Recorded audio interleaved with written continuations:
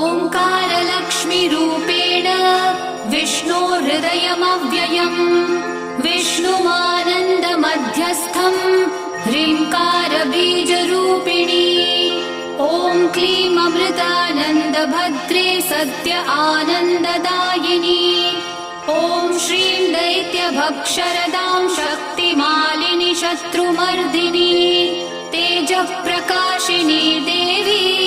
वरदा शुभकारिणी ब्राह्मी च वैष्णवी भद्रा कालिका रक्तशाम्भवी आकार ब्रह्मरूपेण ओङ्कारं विष्णुमव्ययम् सिद्धिलक्ष्मी परालक्ष्मी